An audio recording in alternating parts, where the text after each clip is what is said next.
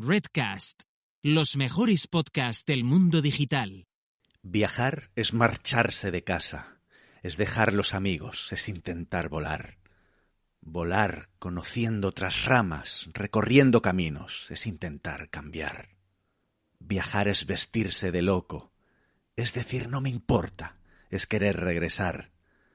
Regresar valorando lo poco, saboreando una copa, es desear empezar. Para Gabriel García Márquez, el viaje era transformación y crecimiento, riesgo y nostalgia, descubrimiento y consolidación.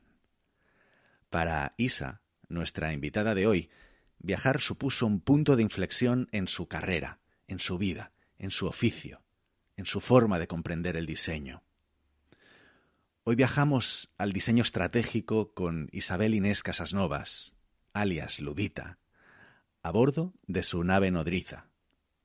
Soy Carlos Iglesias, CEO en Runroom y profesor asociado en ESADE Executive Education, donde dirijo los programas In Digital, Business Agility y el certificado en Business Innovation. Os doy la bienvenida a un nuevo episodio de Real World, el podcast sobre innovación centrada en las personas.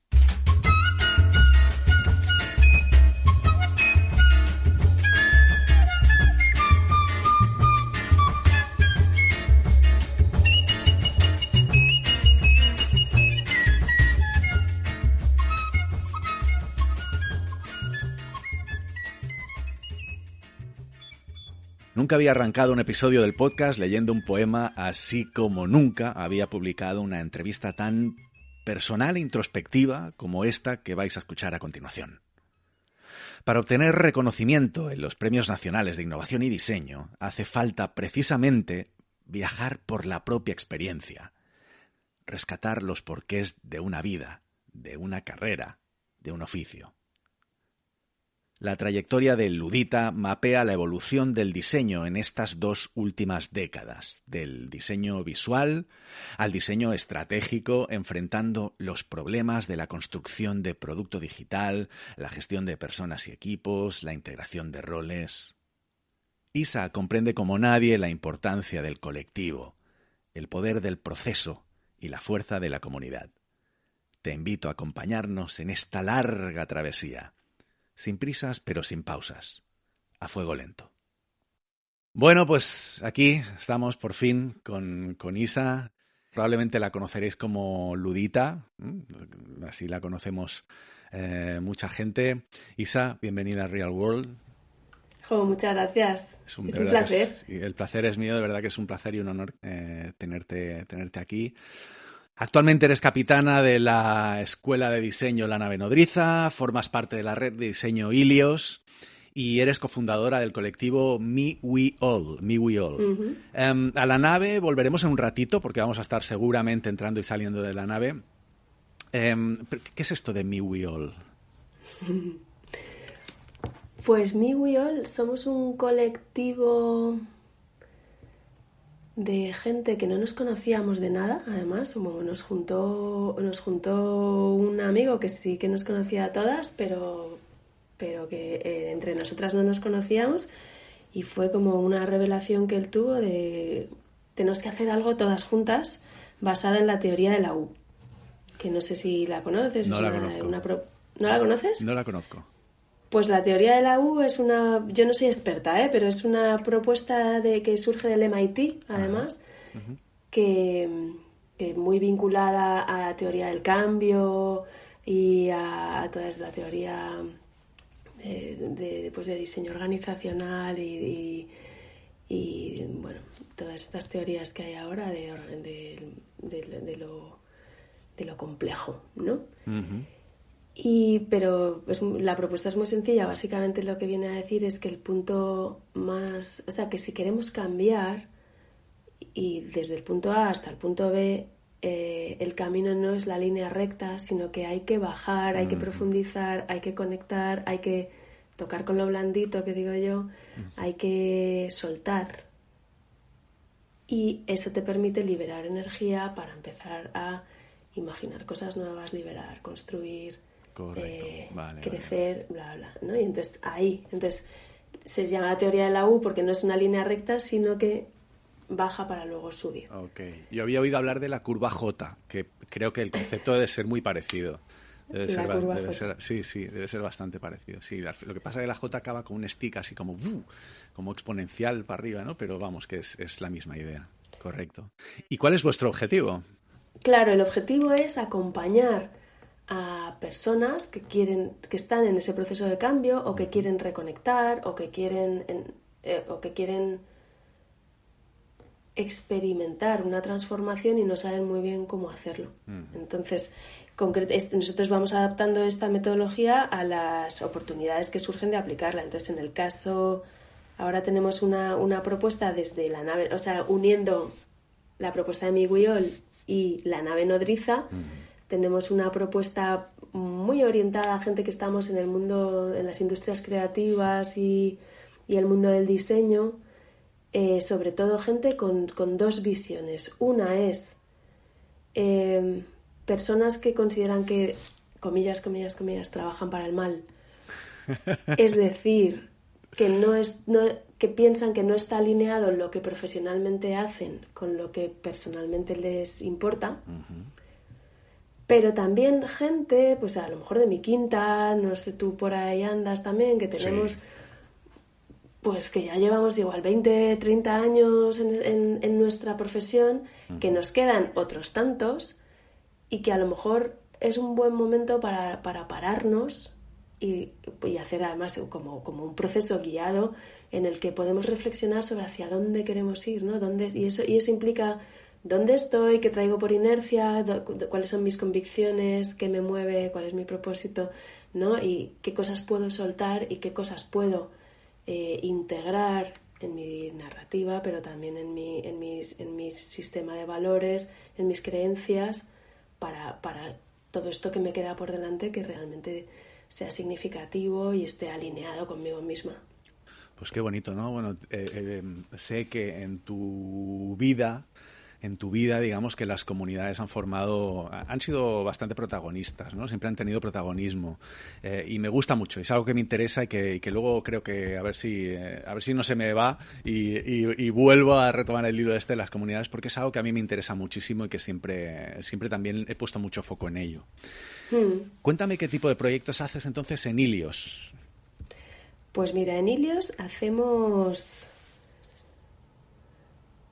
Cuando hacemos proyectos como Ilios, intentamos que sean proyectos transformadores para allá donde van aplicados, ¿no? Y además intentamos que sean proyectos en los que podemos trabajar todos juntos, ¿no? Ten en cuenta que Ilios es una comunidad de diseñadores basados en, o sea, que lo que nos une, más allá del nombre, porque es una marca registrada, pero que no tiene entidad jurídica, sino que lo que nos une es el deseo de trabajar juntos, la confianza y la admiración mutua, ¿no? Entonces, yo, por ejemplo, he hecho proyectos con Alex Filiatro, que es una compañera excelente y es diseñadora de servicios, y ella vive en Bilbao. Entonces hemos hecho con ella, con Jorge Correa, con Ignacio Buenombre, con Agus Jiménez, y creo recordar que no había nadie más de Ilios en ese proyecto. Pues, por ejemplo, repensamos la manera en que se compran los coches, ¿no? Nuestro cliente era una empresa que empezó siendo como de pues que tienen barcos y que traían, ¿no? de transporte marítimo, y tenía mucho vínculo con Asia, y se empezó especializando se fue especializando en automoción de marcas asiáticas, ¿no? Entonces al final pues la empresa se llama Verge Auto, y en ella como que colateralmente están varias marcas de automóviles, ¿no? Entonces ellos llegaron a nosotros pidiéndonos que rediseñáramos un CRM que ellos ya tenían, que les permitiera entender mejor a sus clientes y además que fuera multimarca y que pudieran utilizarlo en los distintos concesionarios, ¿no? Y entonces nosotros les dijimos, vale, pero para esto yo necesito entender muy bien cómo es el proceso mental para comprar un vehículo, ¿no? Estamos hablando de 2016 o por ahí, ¿vale? Es decir, prepandémico y... Bueno, ya hace unos años que las cosas cambian muy rápido, ¿no? Entonces, nosotros hicimos una investigación muy bestia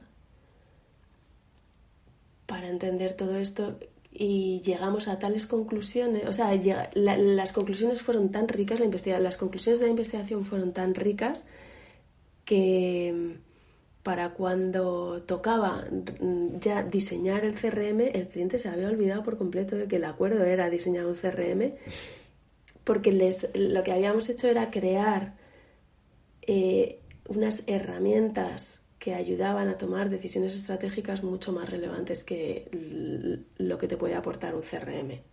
Qué bueno. A eso se le llama romper un briefing, ¿no? Con todas pero, las de la ley. Pero vamos, que luego que también hicimos el CRM, pero teníamos, en realidad había muchísimo más que aportar a otros niveles, ¿no?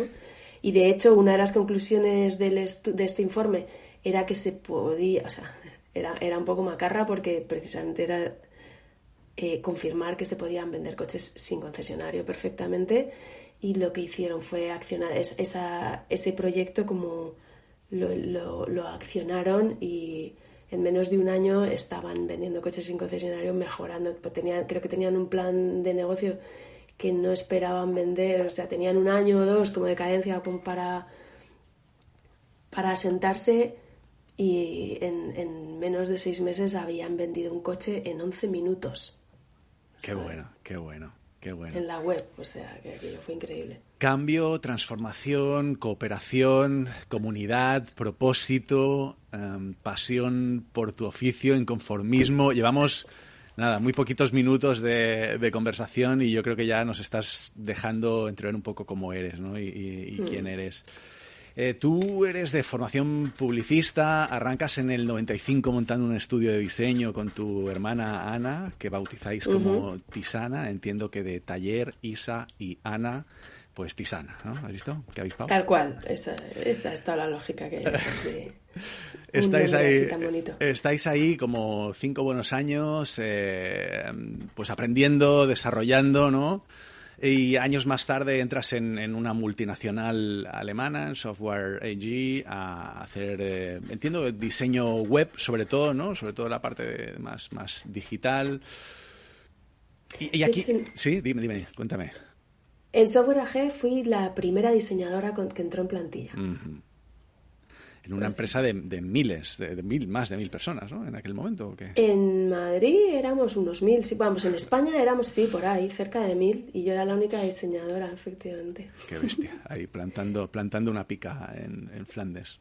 Claro, y lo que pasa es que entonces hice diseño, o sea, por supuesto me diseñé un montón de sitios web, pero sobre todo mi gran aportación en Software AG y tanto para el funcionamiento de la empresa como para mí, fue codiseñar una nueva metodología en la que diseño, es decir, yo, o sea, pero mi perfil entraba en los proyectos antes, ¿no? O sea, como estaba en los proyectos desde la primera reunión con cliente.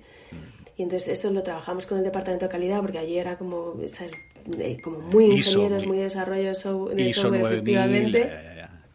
Claro, entonces lo que hicimos, y ese documento por ahí lo tengo todavía, además yo hice unas ilustraciones así como tipo Lego, pero fue, luego echando la vista atrás, aquello fue revolucionario, porque fue la manera, o sea, por un lado fue ponerlo en un papel y tipificarlo así, pero además a base de trabajar en los proyectos y ganarme la confianza de programadores, pero también de gerentes, de directores comerciales, etcétera, porque allí todo estaba como muy dividido en silos y tal, pues empezaron a entender que llevarme a las reuniones desde el principio aportaba valor a los proyectos, daba confianza a los clientes y yo como que me entendía muy bien con los desarrolladores también. Qué bueno. Yo recuerdo aquella época también que nadie sabíamos muy bien cómo se hacían las cosas, ¿verdad? Ni había mucho canon, digamos, ¿no? Era todo descubrimiento constantemente y todo prueba y error y... Tal cual. ¿Tú qué hacías en esa época? Pues mira, yo en esa época estaba desarrollando webs también en una consultora muy de ISO 9001 y fui el primer desarrollador web que entró en esa... O sea que digamos que tenemos experiencias bastante paralelas, aunque tú empezaste un poquito antes que yo, pero sí, experiencias... me identifico mucho con tus experiencias. Luego... Estuviste un par de años sabáticos de mochilera, que me interesa mucho esta fase, porque creo que esto es algo que no sale en LinkedIn, pero que seguramente aprendiste ahí unas cuantas cosas, ¿no? Buah, eso fue lo mejor. Claro, porque, por cierto, tú también eres furgonetera. Sí, también. ¿Verdad? Vale. Sí. Sí. ¿Qué aprendiste? Sí, ¿Qué aprendiste de todo eso? Tengo la suerte de que para mí los lujos, son súper baratos. O sea, a mí me gustan los lujos baratos. Soy una tía fácil en ese sentido, ¿sabes? Viajar en furgoneta me parece un lujo. No necesito ir a grandes hoteles ni cosas de esas. Súper de acuerdo. Pero es que a mis amigos y amigas no entienden muy bien, ¿no? Porque nos ha dado a nosotros este venazo. Yo reconozco que soy furgonetero de pandemia. Yo soy de los que descubrieron la furgoneta, digamos, durante la pandemia. Yo siempre me ha gustado, pero hasta ahora no he tenido una. Así que sí, soy... Pues para mí, yo me justifico diciendo que es un antihedonismo, pero que es ahí donde está la gracia, ¿no? O sea, joder. El otro día veía un pantomima full de estos, no sé, ¿sabes? ¿Conoces esta gente de pantomima full que hace? Pues bueno, salían unos furgoneteros, ¿no? Y realmente, bueno, pues con todos los topicazos, ¿no? Pero es que verdad es como puños, ¿no? La libertad de cada día decidir qué vas a hacer, dónde vas a dormir, ¿no? Bueno, a mí me parece espectacular. Claro, yo con mi chico, a mi chico le encanta conducir. A mí no me gusta conducir especialmente, pero me gusta mucho ser copiloto. Y yo también conduzco, pero, o sea, como la furgoneta me gusta mucho ir mirando, o sea, que nos gusta el rollo del trayecto, pero yo, por ejemplo, siempre voy pensando en dónde vamos a dormir, no tanto por dónde vamos a dormir, sino qué es lo primero que voy a ver cuando amanezca. Claro. Cuando amanezca, ¿no? Entonces yo soy la encargada de mirar por esa ventana y decir, no, dale la vuelta, ¿no? Y ahora vamos a moverla para el otro lado, porque yo quiero, o sea, yo enmarco mi ventana de según me levante. El framing, qué bueno. El framing, ¿no? Que decís los publicistas, ¿no? Además, el framing. Oye, y esto de, o sea, en esos 2 años como mochilera, ¿qué te llevas de ahí? ¿Qué cambió? Buah, es que esos 2 años fueron increíbles. Además, yo no sabía que iban a ser 2 años, ¿eh? Claro. Entonces, lo primero, me había tirado 10 años currando a lo bestia. Primero en Tisana, luego en Software AG y luego en Idealista. Eso es. Y mi año sabático empezó con una crisis, ¿vale? Y es que cuando me fui de Idealista tenía la sensación de que tenía como la vida ideal, la pareja ideal, la casa ideal y el trabajo ideal en idealista.com, y yo me sentía como vacía, ¿sabes? Como pensaba como si fuéramos una pareja de 60 años y los hijos se hubieran ido de casa hace mucho tiempo y estábamos cansados de la vida. Entonces lo mío fue un reventón en toda regla y lo dejé todo. Y dejé pareja, dejé trabajo, dejé país y dejé ocupación, y pensé que mi trayectoria era la inversa al resto del mundo, ¿no? Que terminando la carrera primero fui empresaria, luego la gran multinacional y luego como el producto de diseño, y que mi siguiente paso tenía que ser la escuela, ¿no? Es como yo ahora quiero que alguien, o sea, quiero formación reglada sobre todo esto que llevo haciendo sin que tenga nada que ver con lo de la universidad, ¿no? Y entonces mi año sabático empezó buscando escuelas por el norte de Europa, y estuve viendo escuelas en Suecia, en Copenhague, en Inglaterra, y me enamoré de una en Copenhague, de CIID, que es una gran referencia para mí como diseñadora y como directora de escuela. Hice una formación con ellos ese verano y cada vez estaba como más desvinculada por otro lado del mundo profesional, porque ya me había despedido de Idealista y entonces llevaba unos meses viajando. Mi primer viaje, de hecho, ¿fue mi primer viaje? No, fue de los últimos, ahora ya los tengo. Mi primer viaje fue a la India. Y entonces yo viajé a la India sin billete de vuelta. Y esta es uno de los grandes aprendizajes de esa época, es viajar sin billete de vuelta. Yo lo que necesitaba era como encontrar la motivación intrínseca otra vez. Llevaba tanto tiempo movida por las necesidades del trabajo que ya no sabía ni qué quería yo, ni qué me movía, ni dónde estaba mi motivación. Y entonces era como ir a un sitio súper estimulante y mi objetivo era ¿qué vas a hacer hoy para que tu día merezca la pena, ¿no? Y entonces estuve viajando por la India y viví grandes aventuras. Pasé 40 horas en un tren enfrentada con todo mi vagón. Como empecé viajando con amigos, luego quise viajar sola también, fue la primera vez en mi vida que viajé sola también, ¿no? En la India pero fíjate, mi gran recuerdo de todos estos viajes, uno son grandes amistades que a día de hoy conservo todavía, compañera. Pues en la India conocí a la hermana del amigo con el que yo viajaba y nos hicimos súper amigas. Porque ella estaba por allí también y es una amistad que a día de hoy atesoramos las dos, nos vemos poquísimo, ella vive en Alemania, tiene una cría, no sé qué tal, pero seguimos súper unidas porque los viajes unen como pocas cosas. Y luego en la India como que todo me llevaba a México, yo no sé por qué. Estoy hablando de 2008. 8 o 9, ¿no? No, antes, 2008 volví, te estoy hablando de 2007. Ah, vale. Que es cuando apareció el primer iPhone, porque luego, o sea, en la India, como mi siguiente hito, que estaba como muy lejos, porque jugué 24 horas al día, cuando lo estás viviendo así es la leche, era que nos habíamos sacado entradas con unos colegas de la profesión para ir al South by Southwest en Austin y de paso comprarnos unos iPhones que acababan de salir, ¿vale? Entonces mi siguiente hito fue Texas. Después de la India, pues estuve por allí 2 meses y volví a Madrid 10 días. Nació mi sobrino el 29 de febrero y de ahí me fui a Texas, al South by Southwest con estos colegas. Y resulta que yo había hecho COU en Texas también, ¿no? Entonces me reencontré también con mi familia americana. Mi novio americano, su nueva mujer, no sé qué, que ahora es súper amiga mía, él no conserva nada las amistades, pero es una gente maravillosa que vive en Hawái y que esos sí que saben vivir la vida, increíble.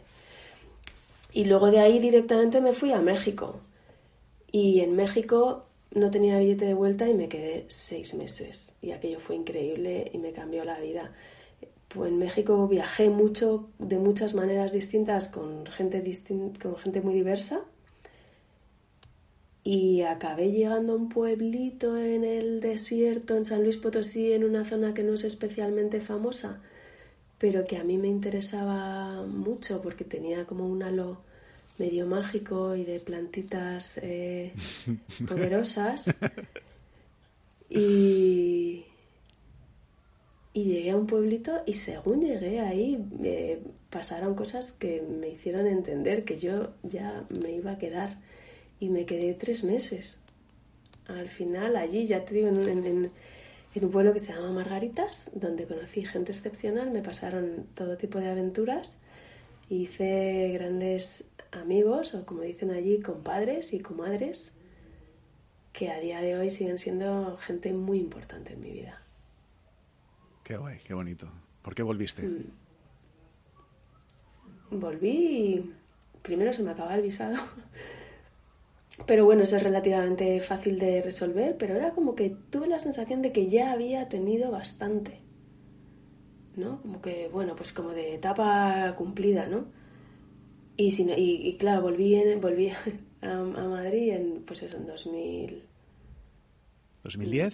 Es que ni me acuerdo ya, ¿no? 2008 o 2009. Ah, vale. Justo antes de la crisis. O sea, cuando llegué, la crisis estaba a punto de mostrarse ya en toda su crudeza. Y para mí se me hizo muy duro. Se me hizo muy dura la vuelta.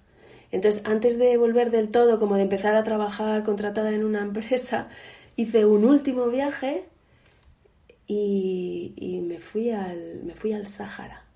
Me fui al Sáhara Occidental, que era algo a lo que siempre, o sea, como que siempre me había llamado.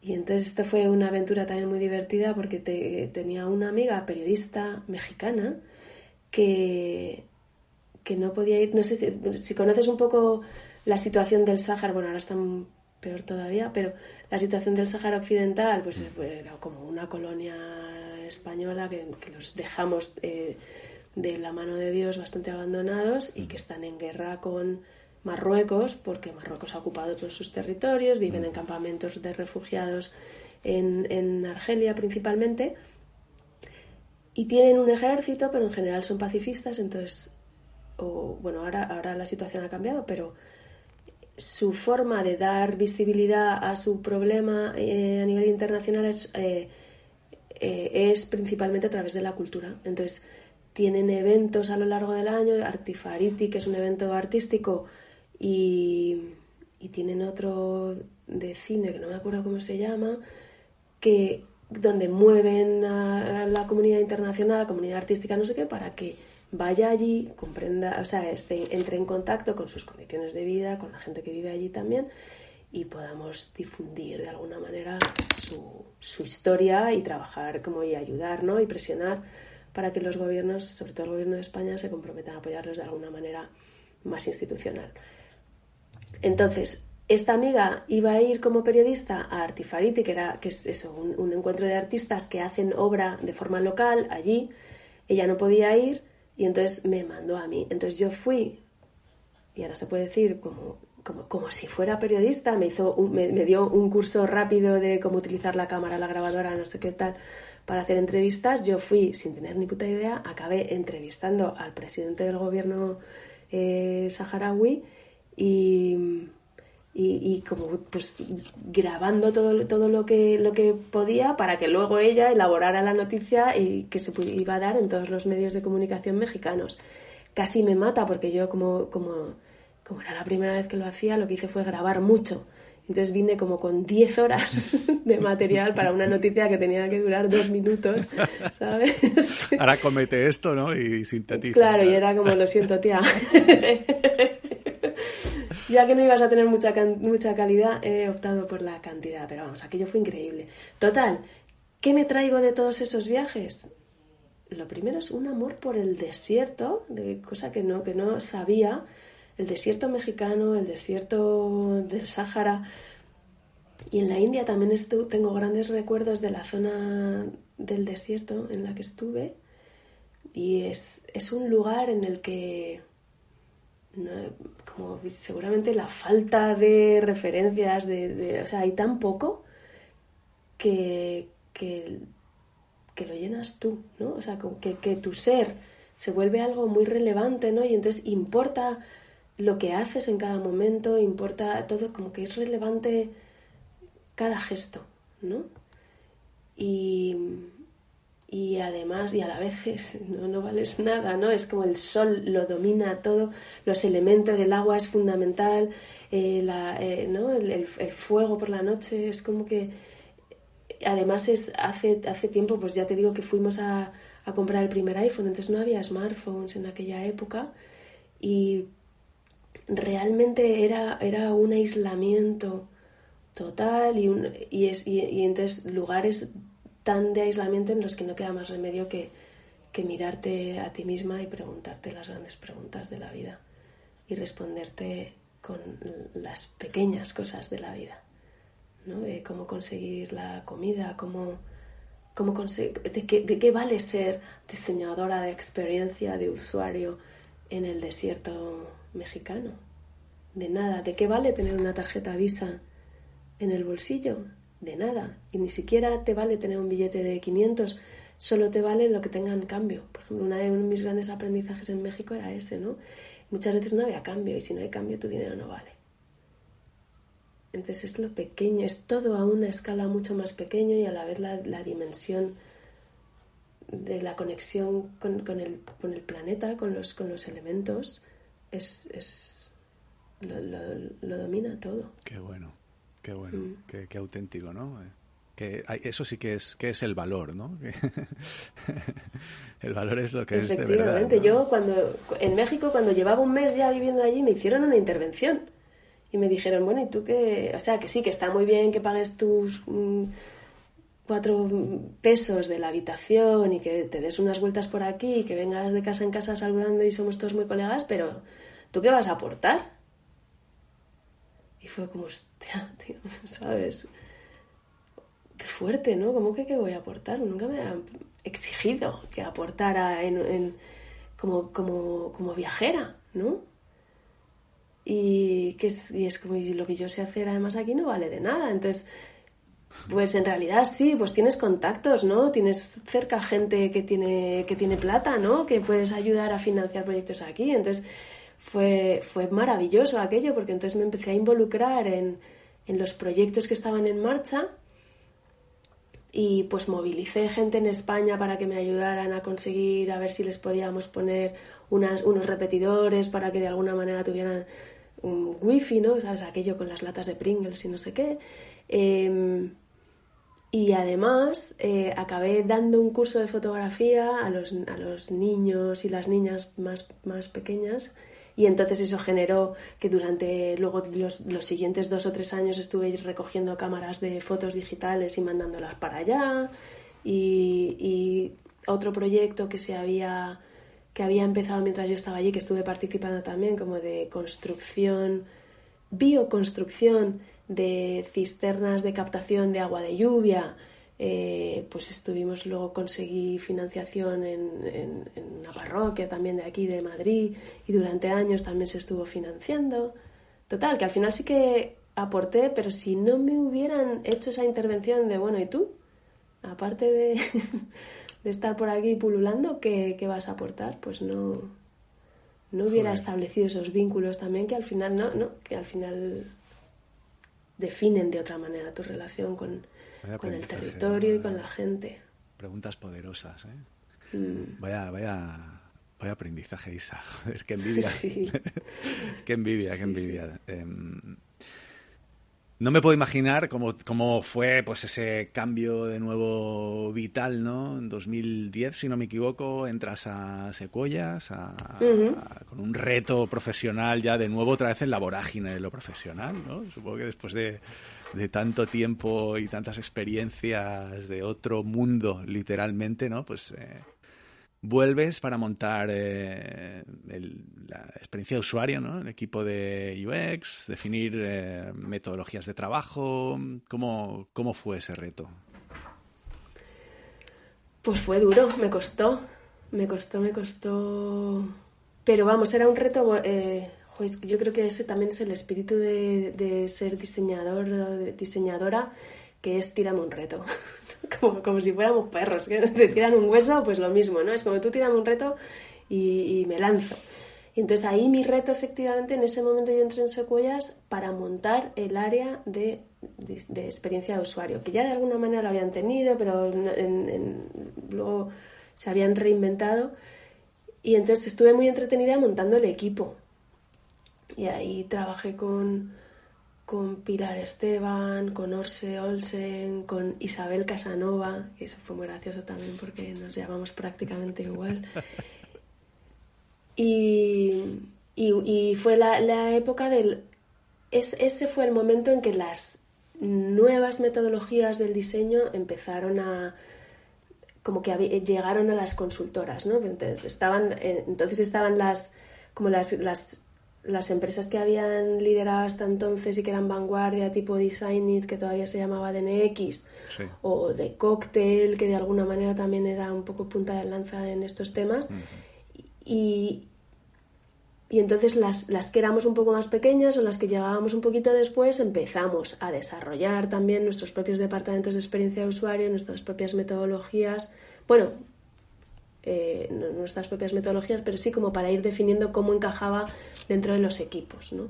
En Secuoyas había un equipo muy, muy fuerte de diseñadores gráficos, que se llamaban entonces, todavía no decíamos visuales, y entonces ahí teníamos un poco que encontrar la manera de trabajar juntos y de encontrar cuáles eran los puntos en común. También había equipo de desarrollo y de hacer desarrollo con ellos, pero es cuando empezamos a trabajar, a hacer talleres, a hablar de co-creación y a empezar los proyectos, todas las disciplinas juntos, como haciendo un planteamiento inicial en el que todos comprendíamos y volcábamos las necesidades del proyecto desde nuestro punto de vista, ¿no? Fue una época muy, muy divertida, hicimos muchos proyectos y además fue una época, pues eso, 2010, 2012, en la que apareció, o sea, como que a nivel de tecnología hubo mucho movimiento, ¿no? Fue como que los smartphones empezaron ya a sentarse, nacieron las tablets también, ¿no? Yo recuerdo el proyecto estrella de esa época fue uno que nos contrató Canal Cocina para que diseñáramos la aplicación de Canal Cocina para iPad, cuando el iPad todavía no existía. Y entonces les propusimos hacer una investigación en la que construimos unos iPads de mentira, pero equivalentes a los que había entonces, como para poder hacer investigación con usuarios y entender cómo se iba a utilizar eso y qué necesidades podían tener, ¿no? Qué guapo, ¿eh? O sea, que fue una época en la que experimentamos mucho y hacíamos también pues investigaciones con usuario y me acuerdo una que hicimos para El País, que hicimos como unos diarios de uso en grupos de Facebook, que también era bastante nuevo en aquella época, ¿no? Y empezar a utilizar las redes sociales también para investigar y para tener relación con los propios, o sea, con los usuarios a la vez, ¿no? Y no a la vez que estaban ocurriendo las cosas. Yo recuerdo aquella época como pues eso, el reto en aquel momento era cómo integramos precisamente la disciplina del diseño de interfaces, ¿no? Y experiencia de usuario a la tecnología. Y recuerdo, de hecho, una charla de Toño de la Torre, que en aquel momento estaba en Caleidos, que hablaba de Secuoyas, como Secuoyas y Caleidos. Y aquella charla para mí fue un punto de conexión brutal con Toño, que nunca hemos perdido. Y con aquel, sí, porque es que estábamos exactamente en el mismo punto, con los mismos retos, e intentando resolverlos de la misma forma, sin conocernos, sin saber, o sea, estábamos todos en lo mismo, ¿no? Estábamos todos dándonos de cabezazos a ver cómo hacemos esto como un departamento de UX. Esto no debería estar como integrado, sí, pero cómo lo integramos, ¿no? Y cómo reducimos esa fricción. Es verdad, nosotros eso en Secuoyas, o sea, lo vivimos muy pegado. Cuando, mira, uno de los primeros proyectos que hicimos en Secuoyas fue con la gente de Caleidos antes de que crearan Caleidos, de hecho, ¿no? Porque no sé si sabes que son una empresa que fue como el departamento entero de software libre de otra empresa que acabaron montando esto, ¿no? Pues yo con ellos aprendí muchísimo, pero muchísimo, precisamente porque ellos son los que empezaron a traer las metodologías ágiles y ahí estoy, ¿cómo le metemos? O sea, es que esto que funciona muy bien para vosotros, ¿cómo integramos el diseño en todo esto? Y me acuerdo que al principio no había manera y vino un juez también de Vico. Sí. Me acuerdo que vino a darnos una charla para decirnos cómo lo habían hecho en Vico. Pero ya era, porque era como, pero nosotros necesitamos que alguien de diseño nos diga que esto se puede hacer y cómo lo están haciendo. Y ahí fue cuando empezamos a hablar de los sprint cero, de qué diseño teníamos que ir 2 sprints por delante. Aprendimos muchísimo. Y me acuerdo también un momento, de uno de los diseñadores de Secuoyas, de Francis, cuando se dio cuenta, porque decía, es que esto para nosotros no funciona, pero porque la forma de trabajar de los diseñadores tradicionales era como muy... Yo voy a mi bola y de repente un día vengo con toda la propuesta hecha, ¿no? Desde mi torre de marfil. Claro, pero hubo o sea, ves que recuerdo perfectamente el momento ajá de Francis de decir, que yo también puedo rectificar, ¿no? Es como que yo también que yo puedo abrazar el cambio también, ¿no? Y entonces a lo mejor tengo hecho un planteamiento de diseño que funciona como para una versión X más pequeñita de todo esto, pero luego a medida que vayamos avanzando, vayamos integrando, yo también puedo hacer un cambio de planteamiento y entenderlo como algo liberador y no como una imposición de ya están los de tecnología marcando el ritmo, ¿no? Totalmente. Pero y bueno, sí, yo también mantengo el vínculo con la gente de Kaleidos, ¿eh? Para mí son un súper referente. Totalmente. Y se lo digo mucho Bueno, sí, para nosotros son un referente, siempre lo han sido hace muchos años que nos seguimos y bueno, y con Pablo también tenemos una muy buena relación. Hoy ahí ya 3 años más tarde es cuando montas ya la nave, hago un fast forwarding, ¿no? La nave junto a Ignacio Buenhombre, del que has hablado también, colaboras en Ilios, y con Juan Leal, a quien por cierto le envío un afectuoso abrazo también desde aquí. ¿Lo conoces a Juan también? También, conocemos a Juan. Y en 2020 pasa algo que yo creo que debe haber supuesto pues un punto de inflexión importante, supongo, en tu carrera, ¿no? Que es que recibes la mención especial del Jurado de Premio Nacional de Diseño en la categoría de trayectoria profesional por tu, y leo textualmente, labor pionera en el asentamiento y expansión de las disciplinas de diseño emergente. ¿Te ha cambiado la vida? ¿En qué sentido? Pues en lo que más ha cambiado es en como que tengo un perfil público que antes no lo tenía, como que me ha puesto un poco en órbita. Exposición. Sí, exposiciones, o sea, me ha empezado a hacer entrevistas en podcasts como el tuyo, ¿no? No sé si tú me conocías o me has conocido precisamente por el premio. Esto sí me ha... Pues yo te he de reconocer que te conocí a través del premio y no entiendo por qué. Porque es que luego, desde que te conocí a través del premio, es que tenemos, no sé, es que 100.000 lazos en común, ¿sabes? Pero es verdad que eso te puso en un punto de exposición que comprendo bien y que me gustaría también entender cómo lo llevas, ese puntito de exposición, porque hace frío ahí, ¿no? ¿O qué? Sí. Te diré que todavía lo estoy digiriendo. Ha pasado tiempo. Primero fue una cosa un poco rara porque, o sea, esto es un premio que se solicita, no es que te caiga así como, oh, qué guay, el jurado se ha fijado en mí sin yo saber nada. No. Este premio se pide, se solicita. Y prepararlo en plena pandemia, ¿no? En finales de 2020, fue un trabajazo. Fue un trabajazo porque hablar de... O sea, yo quería presentar a la nave nodriza, en realidad, porque también hay una categoría de empresas. Pero no cumplíamos los requisitos porque tienes que tener mínimo 10 años. Entonces dije, pues Ilios, presentamos Ilios. Y tampoco porque no es empresa. Y dije, bueno, pues me presento yo, porque además la nave e Ilios son proyectos de diseño en sí mismos, diseño organizacional, diseño de experiencias de aprendizaje, diseño de empresa, ¿sabes? Y entonces desde entonces para mí la preparación fue un viajazo, fue un parto, pero fue bellísimo. Y es algo que yo recomiendo a todo el mundo que haga, que es, cuando llevas ya 25 añitos de profesión, escribe una memoria. O sea, yo lo que solicitaban para presentar la candidatura al premio era una memoria de 25 páginas o de 50 páginas, no me acuerdo, explicando por qué te mereces el premio, ¿no? Que en la categoría profesional es contar tu trayectoria profesional. Uh-huh. Entonces yo lo que hice fue contactar y además hacían falta avales. Y yo además, pues como soy yo, no solo quería avales, sino que como que de alguna manera necesitaba validar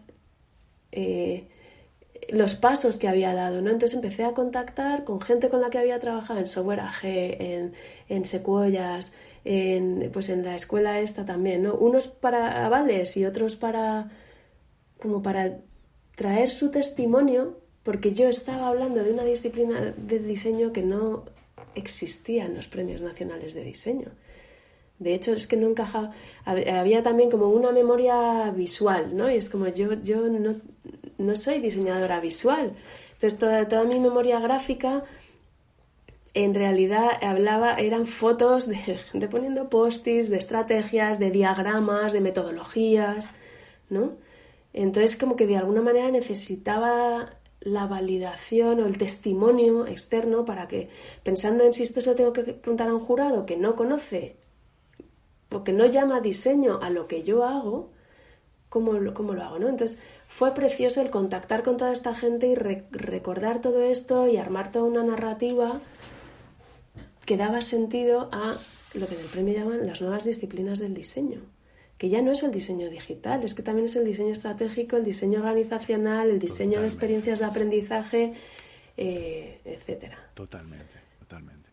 Entonces, en ese sentido, yo me acuerdo cuando presenté la candidatura fue enviarla y tener una satisfacción, es que me da exactamente igual ganar, no ganar. Además, me habían dejado bastante claro que el premio no se lo lleva nadie a la primera, ¿vale? Entonces era como, bueno, pues hemos hecho el trabajazo y ya para el año que viene, ¿sabes?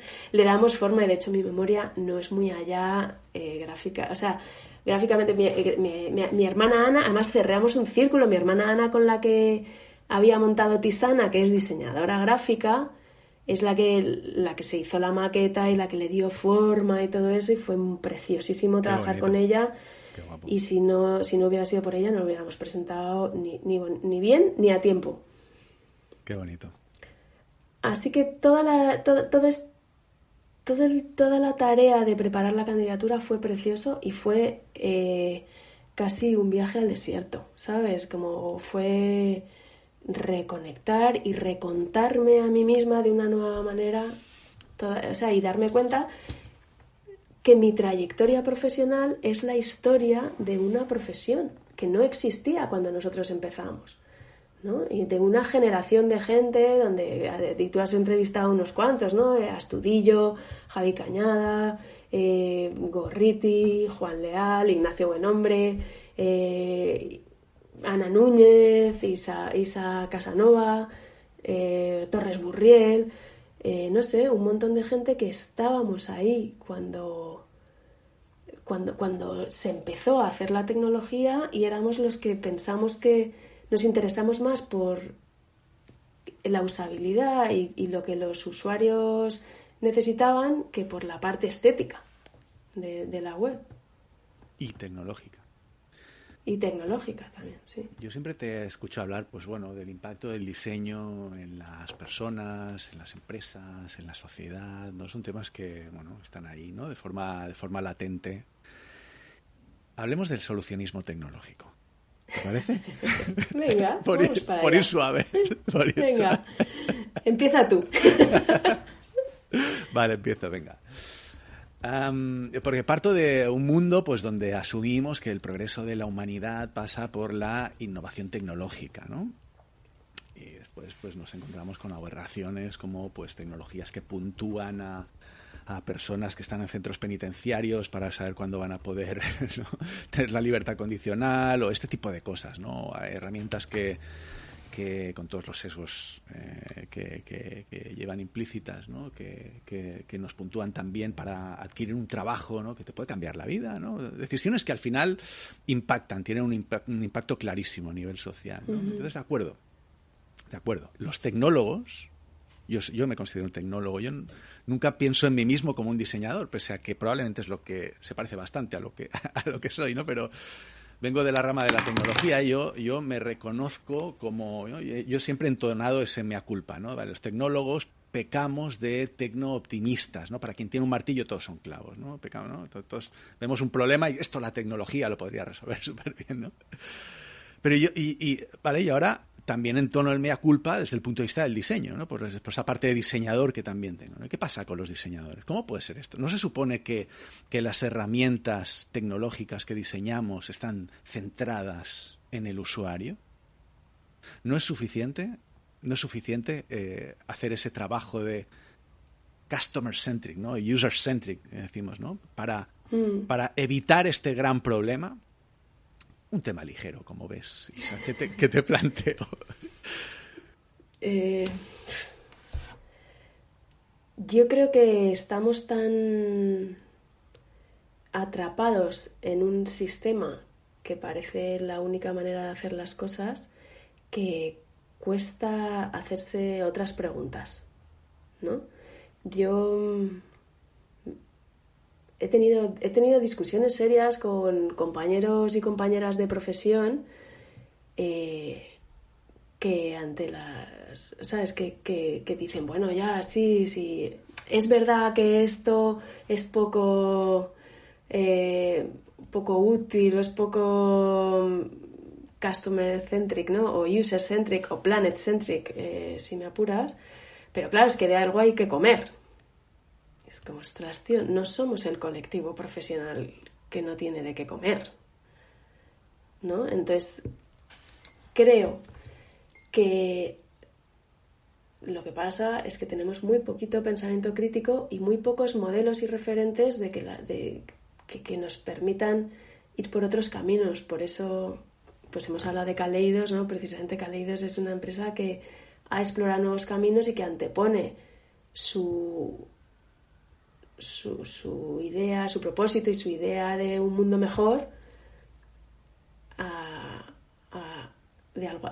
las lentejas, ¿no? Creo que nuestro sector es muy próspero. Somos unos grandes privilegiados profesionalmente hablando, con lo cual somos los más indicados para cuestionar el modelo. Desde ¿no? el La gente que vive en otras condiciones o que está viviendo otras circunstancias profesionales no puede permitirse el privilegio de cuestionar, primero porque socioeconómicamente lo tiene mucho más difícil, y segundo porque a lo mejor su trabajo no tiene tanto impacto o un impacto tan directo en lo que está dando forma al mundo, ¿no? Ahí no estoy segura de que yo tenga razón, ¿no? Porque al final es muy de esta profesión, o a lo mejor muy mío incluso, como el no darme cuenta del valor que tienen otras profesiones, ¿no? Que igual las doy por hecho, y si faltaran pues la gente que trabaja en otras cosas, pues entonces sería todo un caos. Pero bueno, donde quiero ir a parar es que creo que nosotros somos quienes estamos ya en los consejos de dirección, los diseñadores, las diseñadoras o la gente de tecnología, pero entonces somos quienes podemos cuestionar las cosas. El año pasado, en una de estas mesas redondas a las que ahora soy invitada, alguien dijo en una ronda, alguien se acercó así a cámara y dijo: nuestro cliente es el planeta, y cualquier cosa que nos planteemos hacer como empresas, como desde el punto de vista del negocio, tenemos que preguntarnos si está siendo respetuoso con el planeta, ¿no? Pues lo mismo, creo que no sabe. Y cuando yo hablo de diseño centrado en las personas, pero cuando digo las personas digo el planeta también. O sea, no puede ser que porque esté centrado en las personas vayan contra el planeta, ¿no? Pues en este caso es parecido. Es como, creo que somos quienes tenemos que traer esta mirada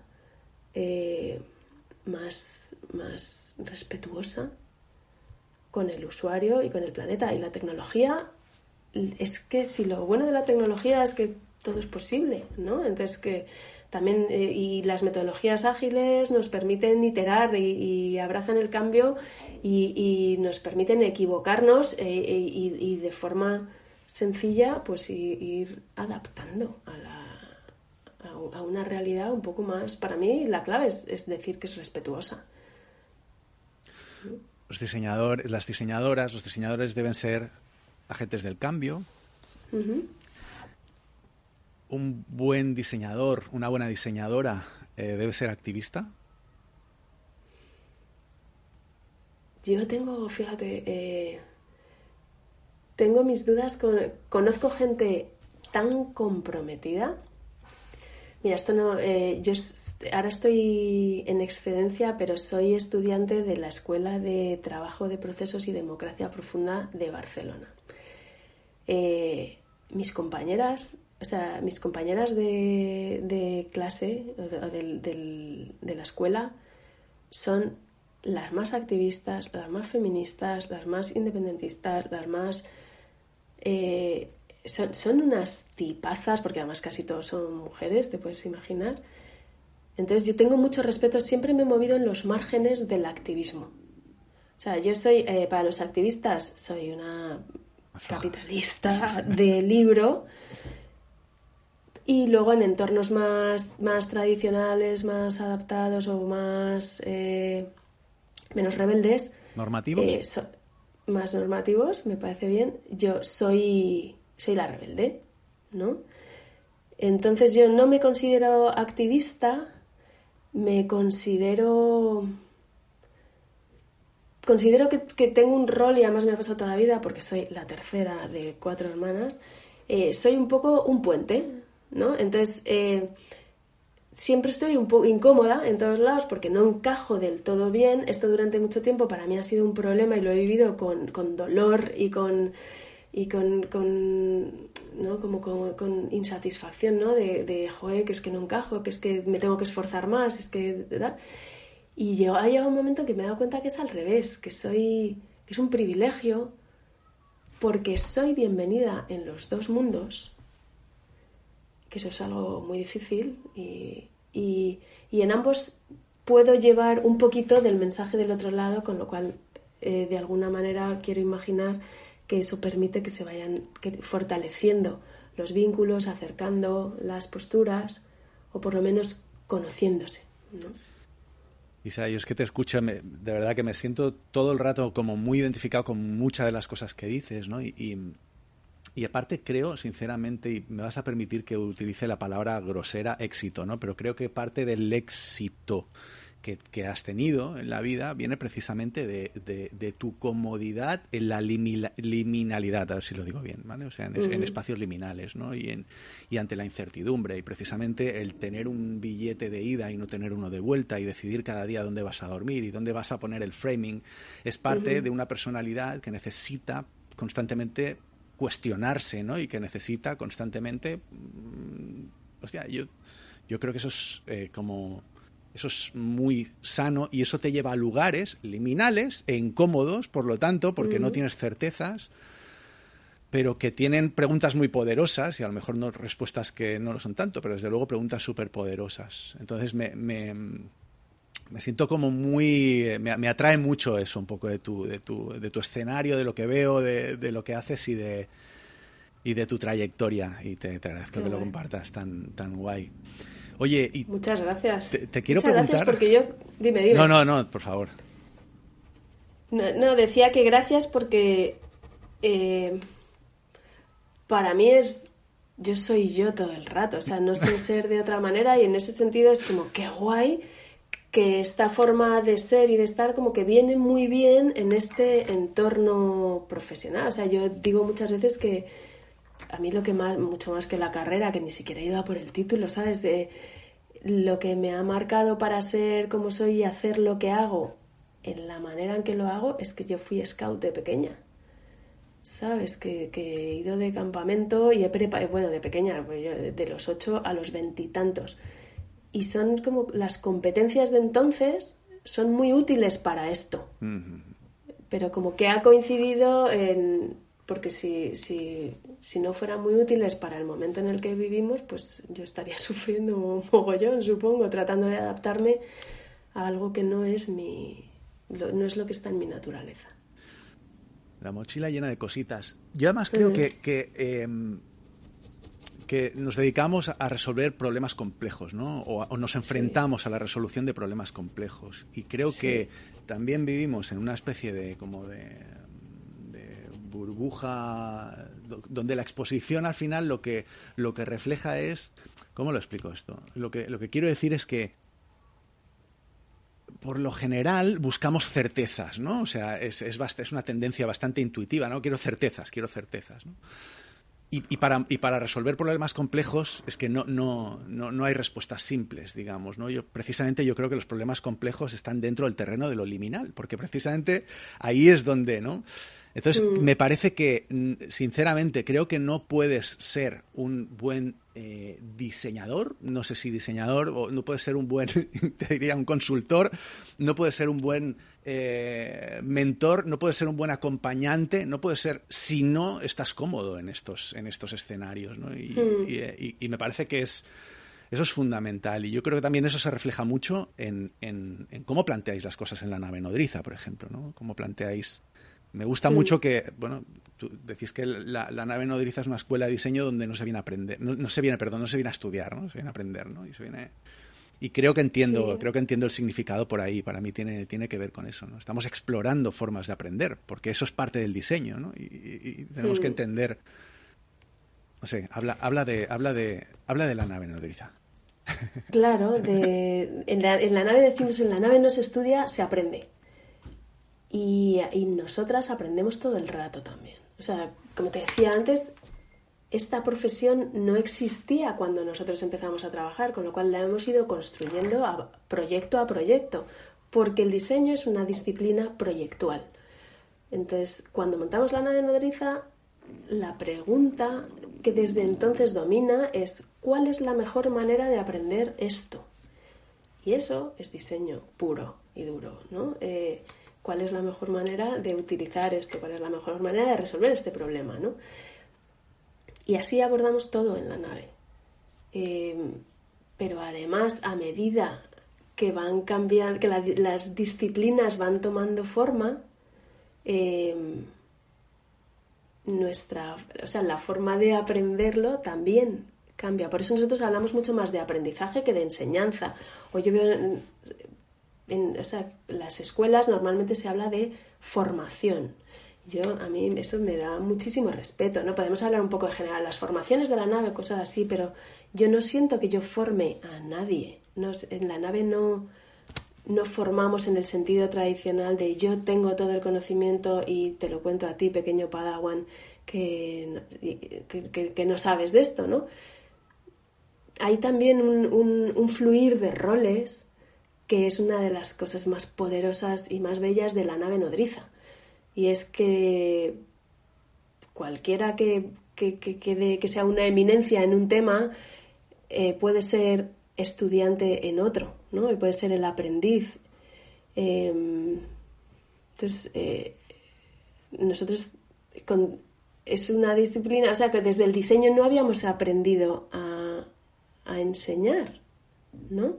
Entonces, hemos aprendido, lo que hemos hecho es aplicar el diseño a la disciplina y lo que hacemos es diseñar experiencias de aprendizaje que responden a una serie de, pues eso, la pregunta de base es ¿cuál es la mejor manera de aprender esto? Normalmente la respuesta nunca es que yo te lo cuente, sino que tú lo practiques y luego lo reflexionemos y además te diga, y esta ha sido mi experiencia, y que venga alguien con más experiencia todavía y nos cuente su caso también y bla, bla.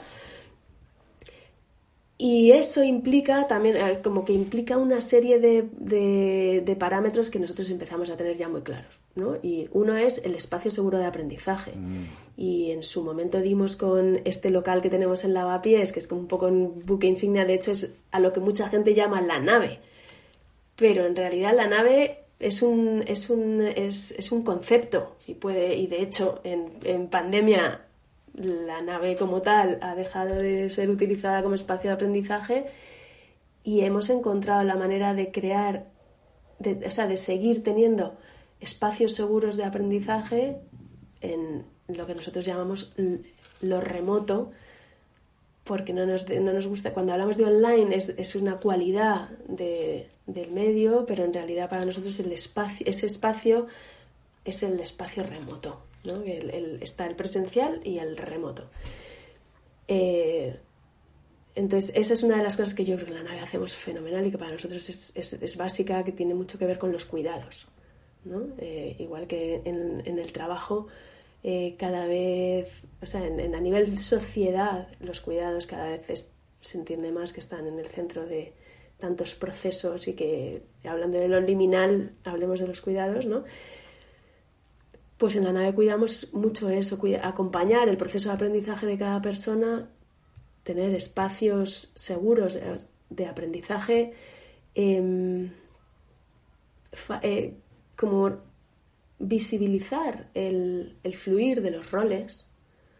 Y eso quiere decir que porque tú seas el CEO de una reputada compañía, no te presuponemos ningún conocimiento ni tienes más estatus que el resto de tus compañeros y compañeras de aprendizaje, lo cual no quiere decir que tengas una experiencia brutal que esperamos que realmente compartas con los demás, porque entonces son los demás los que van a aprender mucho y a lo mejor tú, elaborando tu propio conocimiento para que los demás aprendan también, pues como me pasó a mí preparando mi candidatura, pues acabas reelaborando tu propia narrativa. Tú también eres profe, además, ¿no? ¿A ti también soy profe, mucho? Sí, también soy profe, sí.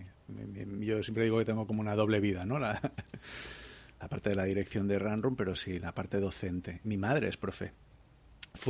Sí, mi madre fue profe, ahora ya está jubilada. Ahora es escritora. ¿De qué? ¿De cole? Mi madre fue profesora, bueno, ella empezó, claro, dio clases más de 40 años, no sé, casi 50 años, si no me equivoco, que empezó con los pequeñitos y acabó pues en lo que era bachillerato, ¿no? O sea, en lo que era BUPICO, pero ella era profesora de historia, literatura, geografía, ella es historiadora. Qué bonito. Sí, es muy bonito, muy bonito. Y ahora es, hablando de transformación, ahora es escritora, tía. Le publicaron una novela en Random House, o sea, wow. poca broma. Le publicaron una novela y está en visos de publicar la segunda, tiene un poemario, bueno, es una crack.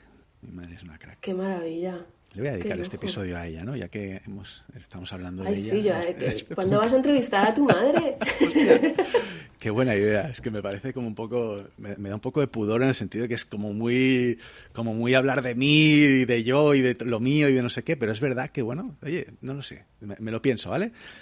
Me lo pienso. A mí me encanta...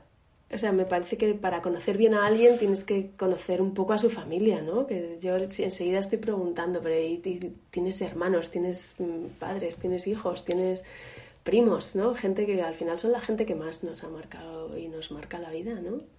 Pues tienes razón. Oye, voy a volver un poco a la idea de las comunidades, porque yo creo que es algo que valoro mucho también de la nave, ¿no? Y creo que es algo que está en vuestro ADN, o sea, la construcción de una comunidad. Me gustaría un poco, para ir cerrando la entrevista, porque me está encantando y me da lo mismo como si dura 2 horas, pero a ver, tampoco te quiero robar toda la mañana. Acabo de flipar con la hora, pensaba sí. que llevábamos 20 minutos. No, ya.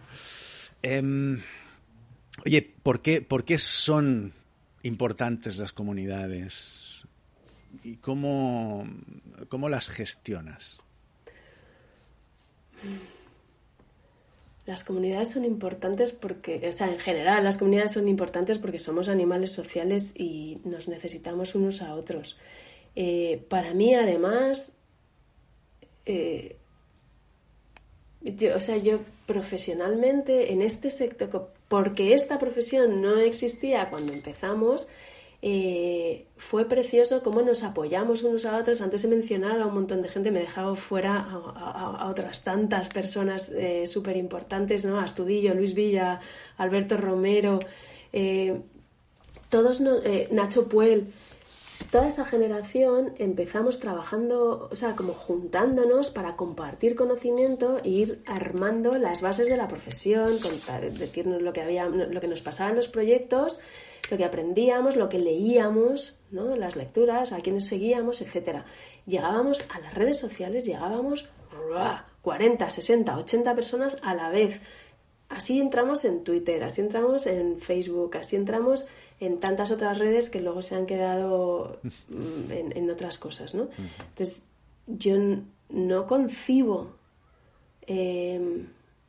esta profesión si no fuera porque éramos una comunidad y somos una comunidad. Entonces, ahora es muy interesante ver cuando ya no somos tan poquitos que nos conozcamos todos, ¿no? Sino que ahora que ya es una comunidad cada vez más grande, los roles cambian y las necesidades cambian también, ¿no?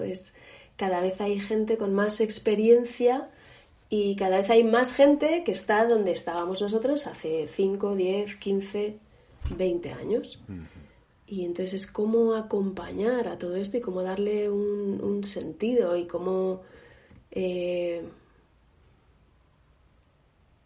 construir valor entre todos, ¿no?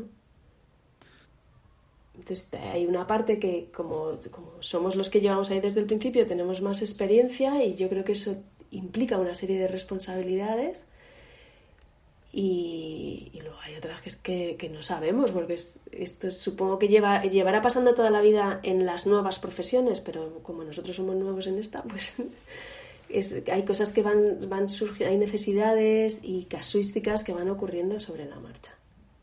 Y ahí es donde se ve cómo cada persona o cada proyecto queremos o podemos abordarlas en el momento. Yo para mí las comunidades, yo también, ¿no? Decía, somos animales sociales, desde luego, ¿eh? Yo siempre lo digo, que yo soy un animal social, clarísimo, ¿eh? Lo necesito un montón. Y para mí las comunidades, no sé, a mí me han aportado muchísimo, ya no solo a nivel de conocimiento específico de lo que se trabaja dentro de cada comunidad o de la comunidad de práctica y el interés compartido, sino a nivel de la propia gestión de las comunidades, ¿no? Cómo lograr que una comunidad sea activa, ¿no? Cómo insuflar energía a una comunidad sin capitalizarla. Cómo lograr que las personas sientan que es un entorno seguro y cómo hacer ese liderazgo de forma que el liderazgo sea servil y que sea un liderazgo que propicie la participación, porque esa es la gasolina de las comunidades, que propicie la participación de todas las personas, que todas las personas se vean, no me sale la palabra, digamos, con autoridad para participar de la conversación, ¿no? De una comunidad. A mí eso me ha enseñado las lecciones más importantes que he aprendido, probablemente en los últimos 20 años, personales y profesionales, han surgido de las comunidades, ¿no? Y por eso soy un ferviente defensor. Para mí es un súper reto eso, porque hay como una cierta tentación de liderarla, ¿no? Y cuando en realidad lo que hay que hacer es como dotarle precisamente de lo que tú dices, ¿no? De entitlement, ¿no? Como que todo el mundo o que la mayoría de la gente piense que tiene algo que aportar o que pedir, ¿no? Como que tiene ahí su espacio, que hay escucha, que hay vínculo, ¿no? De hecho, nosotros ahora estamos empezando desde la nave a explorar nuevos modelos de aprendizaje basado precisamente en comunidades de iguales también, ¿no? Porque muchas veces el aprendizaje no es que tanto como unas clases guiadas en las que viene alguien, te propone actividad y tú lo aprendes, sino que hay ciertos temas que tienen más que ver con las soft skills, que es más de un grupo de iguales con quien reflexionar y llegar a conclusiones, y además a lo mejor tú llegas a las tuyas y yo a las mías, pero tu reflexión es lo que lanza mi aprendizaje. Eso es, ¿no? Totalmente. Entonces ahora, por ejemplo, estamos explorando con temas que nos interesan mucho, pero que no hay referentes que nos vuelvan locos en el sector, o que el referente que nos gusta es precisamente esto, ¿no? Que tiene que ver, por ejemplo, diseño y género, o diseño y liderazgo, o diseño organizacional. Incluso casi te diría sí, bueno, sobre todo estas que tienen más que ver con desarrollo de competencias que con cuestiones más típicas del diseño, ¿no? Y los llamamos laboratorios porque es como espacios seguros de aprendizaje en los que explorar como grupo o desde el grupo. Me interesa mucho y lo seguiré de cerca, porque es algo que de verdad me interesa, genuinamente me interesa mucho, mucho.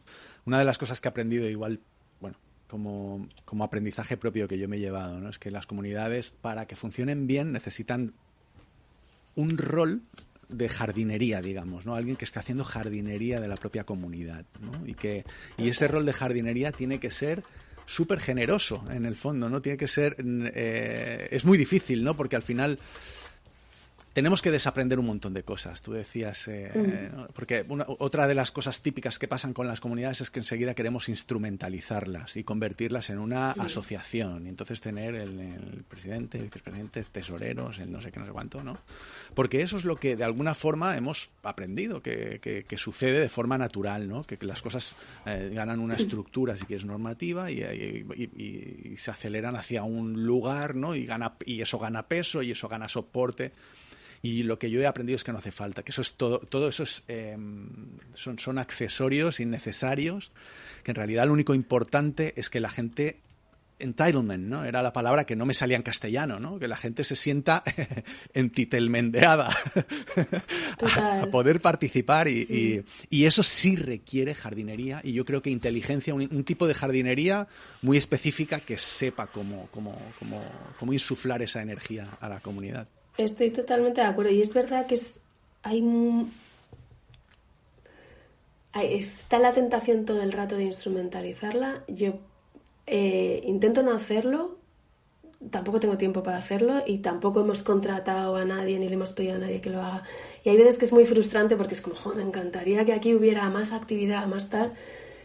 Y a la vez es como este es el ritmo natural, o sea, respetar el ritmo natural y ver dónde puedes aportar. Entonces nosotros donde aportamos es pues como facilitar ese espacio, ¿no? O sea, como las plataformas, por así decirlo, donde puede darse más los actos de compartir en comunidad. Algo que nosotros vemos que forma parte del rol de la nave es... precisamente tiene que ver con los roles, y es facilitar esa fluidez entre roles. Eso es una de las cosas que permiten, que yo creo que es que más afianzan el sentimiento de comunidad, ¿no? Y es como que tú siempre vas a tener un rol, quieras estar donde quieras estar, ¿no? Que hay veces que es como, ya estoy harta de ser la que más sabe de esto, quiero ser la que menos sabe de esto otro, ¿no? Y eso mantiene de alguna manera vinculado a la comunidad y respetar su ritmo, ¿no? Es como facilitar que ocurra, pero respetar su ritmo, no liderarlas. Y a mí a veces ya te digo que me desespera porque es como, es que me gustaría, o sea, yo le metería aquí muchísima más energía, pero no lo voy a hacer. Pero es que eso, precisamente, y eso es la razón por la que me interesa tanto este tema, ¿no? Porque al final, las empresas, los países, las comunidades de vecinos, las clases, todos somos redes orgánicas de personas, ¿no? Que redes sociales, ¿no? Somos redes sociales, ¿no? Comprender la transformación de una compañía, comprender la transformación de una organización o de lo que sea, ¿no? De cualquier ente compuesto por personitas que están colaborando, sin entender todo esto, sin entender cómo se gestiona realmente una comunidad y qué es lo que modela a la comunidad, qué es lo que hace que la comunidad tenga sentimiento de pertenencia, cómo se comunica un propósito, cómo la comunidad atrae. Es muy difícil, para mí es una gran fuente de aprendizaje. Así que y es algo que realmente no tiene mucho espacio dentro del management, seguramente porque venimos también de la escuela, y me vas a permitir que la entrecomille, ¿no? De la escuela de management basada en la jerarquía, en el ordeno y mando y en la creencia de que el líder es quien dirige la visión y tal. Y las comunidades, en realidad, que es todo es una comunidad, una compañía no deja de ser una comunidad, con unos roles de poder establecidos, pero eso también tiene implícita una cultura y una forma de gestionar, de liderar las cosas. Al final, si no somos capaces de entender qué tipo de liderazgo necesita y cómo inspirar a esa comunidad, es muy difícil tener éxito en cualquier tipo de transformación. Y por eso a mí me flipa. O sea, es un tema que creo que es un gran desconocido, que muy pocas personas tienen el foco puesto ahí y me encanta que para ti sea, que para vosotros, que para la nave sea algo importante. Sí, sí que lo es y yo me estoy flipando, más que con el tema de comunidades, con modelos de liderazgo. Ahora mismo me parece que, por lo que te decía, me parece que los diseñadores y las diseñadoras estamos en una posición de poder bastante fuerte y no somos conscientes de que tenemos ese privilegio y al revés, lo estamos viviendo y creo, y hablo del diseño y creo, pero en el mundo de la tecnología también, ¿no? Estamos tan acostumbrados al servilismo, a hacer lo que nos mandan o a ser, luego de repente cuando te toca ser manager, a hacer lo que crees, lo que se ha hecho siempre, ¿no? El business as usual, que es como basta ya, vamos a explorar nuestra propia manera. Igual que, joder, si el design thinking, y eso daría para otra entrevista, pero quiero decir, si en muchas profesiones tradicionales están cambiando porque los tiempos lo requieren y están adquiriendo las competencias tradicionales de los diseñadores también podemos cambiar y cuestionarnos y ver qué competencias son las que hacen falta para los nuevos liderazgos. Totalmente. Ahora he recordado que leí no sé dónde, en qué entrevista, o no sé si en tu Twitter o dónde, que es verdad y ahora me he hecho un clic ahí, que estabas interesada también en la sociocracia, ¿no? Y claro. Claro. Y para mí esto ahora ha sido como, vale, espera, ahora entiendo por qué, ahora entiendo de dónde viene. Que por cierto, no sé si lo has escuchado. Perdón, di. No, que no sé si has escuchado. Hay un episodio donde entrevista a Adrián Perrot, que para mí es como una referencia por su experiencia aplicada y conocimiento de sociocracia, que, bueno, oyentes, si no lo habéis escuchado, os invito a que buceéis un poco en la hemeroteca del podcast y escuchéis ese episodio porque está muy bien. Es apasionante, sí, lo escuché hace ya bastante, cuando la primera vez que hablamos tú y yo de la posibilidad de esta entrevista, y es el que escuché, ¿no? Es como, ¡guau! Sociocracia. Okay. En la nave practicamos la navecracia. Nos ayuda Jesús Carreras como a aplicarlo, porque es algo como que está tan fuera de los modelos tradicionales, para empezar también, ¿no? Que nos vino muy bien como que nos ayudara con temas estos de roles, de tareas, los círculos, tal. Sobre todo a darle forma. En la nave nos pasa muchas veces que hacemos las cosas según nos salen y luego resulta que hay por detrás una teoría de la U, una sociocracia o un design thinking que resulta que lo han teorizado al respecto, ¿no? Y eso da mucha paz, ¿no? También, o sea, que nosotras no somos tanto de teorizar, somos más exploradoras, ¿no? Y entonces somos más de hacer y ni siquiera de contarlo, que muchas veces hasta se nos olvida, ¿no? Y luego lo ves por ahí contado bien y es como, ¡guau! Eso es lo que nosotras hacemos, ¿no?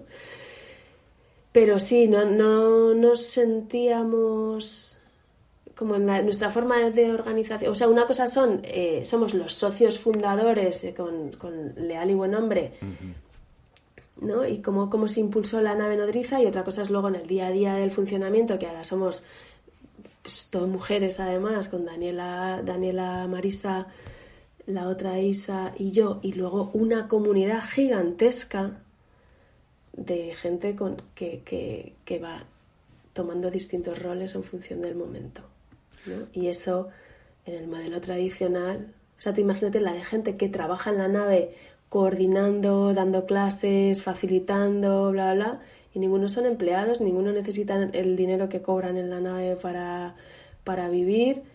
Y cómo motivas, ¿no? Cómo generas esa relación, cómo tomas las decisiones, cómo empoderas, cómo aportas algo de valor más allá de lo económico. Te quiero agradecer este tiempo que me has dedicado, de verdad, de corazón. Me ha encantado la entrevista. Nunca hago entrevistas tan largas, nunca. Yo creo que este es el récord de entrevista larga. Y me encanta. Me siento un poquito parte de la comunidad de la nave. Y te voy a seguir. Isa, muchísimas gracias. No sé si te quedas con ganas de decir algo. Que cortes todo lo que sobra. Si nos hemos enrollado mucho, no sobra nada. Corta todo lo que quieras. No hay nada. Pero no, retomo tu pregunta. Si no me he quedado con... Vamos, que seguiría hablando mucho rato. Es un placer hablar contigo. Y hay veces que si no te hacen preguntas, no te planteas las cosas. Así que, pues gracias a ti también por estas preguntas así como tan intencionadas, que me han hecho reflexionar sobre cosas que igual no tenía tan trabajadas. Pues un placer. Espero que nos sigamos viendo. Yo también, y espero que hagas una entrevista a tu madre y que la publiques también. Muchas gracias, Carlos. Y hasta aquí, amigos y amigas, este episodio del podcast Real World, innovación centrada en las personas. Muchísimas gracias por escuchar. Espero que hayas disfrutado de este viaje de 1 hora y media. Respecto al tema de las comunidades, la verdad es que es algo que siempre me han flipado. Y reconozco que una de las cosas que echo de menos como conductor de un podcast es precisamente que de forma nativa un podcast no es un generador de comunidad como tal, por su naturaleza unidireccional, ¿no? Yo grabo, tú escuchas, a veces, si tengo suerte, me envías un mensaje por LinkedIn o me mencionas en un tweet, dejas un comentario en ebooks, pero cómo me gustaría que todos y todas las oyentes de Real World tuviésemos un espacio en común donde compartir conversación. Quizá algún día me vuelva loco como David Bonilla y organizo un evento, aunque da bastante vértigo, para que te voy a engañar. En fin, como siempre, recordarte que puedes darle unas estrellitas al podcast en Spotify, en Apple Podcasts, en Google Podcasts, en ebooks y, como no, compartirlo, porque no hay nada más bonito que compartir. Un fuerte abrazo y os espero en el mundo real.